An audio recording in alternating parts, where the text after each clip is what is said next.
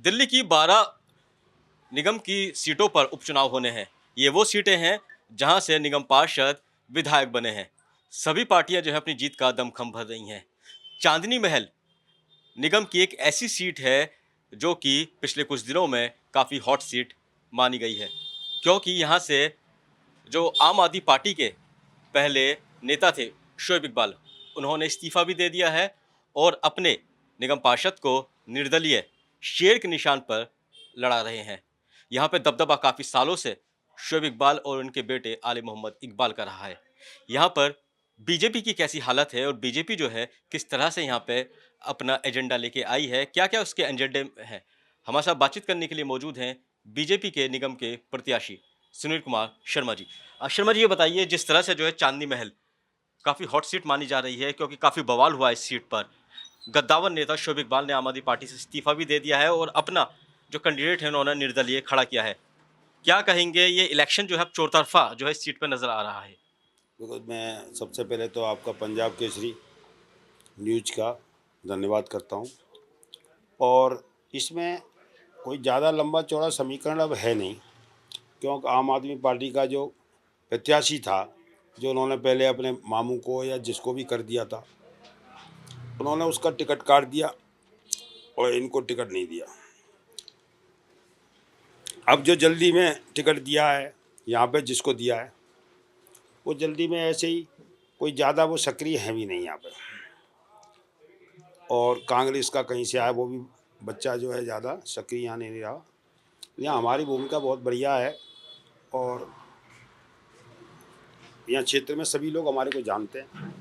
और अब जो ये बिहार में चुनाव हुआ है, इसकी वजह से जो जीत हुई है, प्रचंड जीत, मोदी जी की जो नीतियाँ हैं उनके ऊपर हम गर्व करते हैं। और पूरा बड़ी इस टाइम जो है मोदी जी के साथ है। तो हमारे जो यहाँ पे जो हमारे कार्यकर्ता हैं, मुस्लिम कार्यकर्ता हमारे लगे हुए हैं, सब साथ में मिलके और अपनी मोदी जी की नीतियों को घर तक पहुंचा रहे हैं। उसका हमें अच्छा रेस्पॉन्स मिल रहा है और हम ये सीट निकालेंगे, क्योंकि इनका मतलब जो है त्रिकोणीय मुकाबला हो गया है। ये आपस में ही इस तरह वोट कटेगा और हमारे को समर्थन आजकल मोदी जी की आपको लहर तो है ही, उसका हमें फ़ायदा मिलेगा। और इनसे यहाँ के लोग जो है परेशान हो चुके हैं। आपने बात करी कांग्रेस की, आम आदमी पार्टी की, कि उनका यहाँ पे दमखम नहीं है और वो सीट नहीं निकाल सकते। बात करें अगर शोएब इकबाल के कैंडिडेट की, जो शेर से लेकर आए हैं, तो टक्कर क्या आप उनसे ही मान रहे हैं अपनी? नहीं, उनसे टक्कर का उनकी कोई टक्कर है ही नहीं। आप वाली पार्टी का जो बच्चा यहाँ से खड़ा हुआ है, भाई है छोटा, लेकिन वो जो सक्रिय नहीं थे इतने। तो फिर ये जो आप वाली पार्टी जो यहाँ सफाया हुआ है दिल्ली में पूरा, तो ये लोग तो इंतजार कर रहे थे।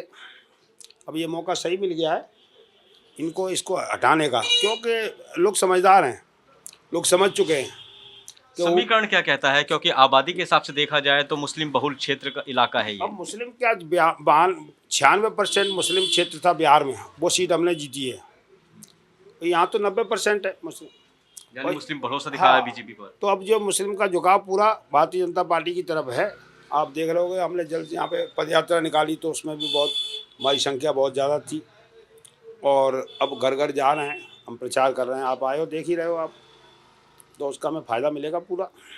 और आपका अगर कहें कि एजेंडा क्या है, मतलब यहाँ से चुनाव लड़ने के बाद आप क्या करेंगे? अगर जीत जाते हैं, या इतने सालों की अगर बात करें, यहाँ पे वर्चस्व जो है वो शोएब इकबाल उनके बेटे का है।